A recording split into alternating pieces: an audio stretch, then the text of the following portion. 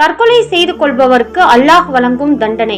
நபிகளார் கூறினார்கள், யார் தமது கழுத்தை நெரித்து தற்கொலை செய்து கொள்கிறாரோ அவர் நரகத்திலும் தமது கழுத்தை நெரித்து கொண்டிருப்பார். யார் தம்மை தாமே ஆயுதத்தால் தாக்கி தற்கொலை செய்து கொள்கிறாரோ அவர் நரகத்திலும் தம்மை ஆயுதத்தால் தாக்கி கொண்டிருப்பார். யார் இரும்பு ஆயுதத்தால் தற்கொலை செய்து கொள்கிறாரோ அவர் அதே ஆயுதத்தால் நரகில் வேதனை செய்யப்படுவார்.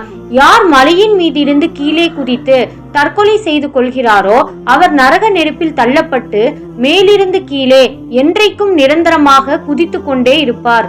யார் விஷம் குடித்து தற்கொலை செய்து கொள்கிறாரோ அவர் தமது விஷத்தை கையில் வைத்துக் கொண்டு நரக நெருப்பில் என்றென்றும் நிரந்தரமாக குடித்து கொண்டே இருப்பார். யார் கூறிய ஆயுதத்தால் தற்கொலை செய்து கொள்கிறாரோ அவருடைய கூராயுதத்தை அவர் தமது கையில் வைத்துக் கொண்டு நரக நெருப்பில் தமது வயிற்றில் தாமே என்றென்றும் நிரந்தரமாக அதனால் குத்தி கொண்டே இருப்பார். எதன் மூலம் ஒருவர் தம்மை தாமே தற்கொலை செய்து கொள்கின்றாரோ அதன் மூலம் அவர் மறுமை நாளில் வேதனை செய்யப்படுவார்.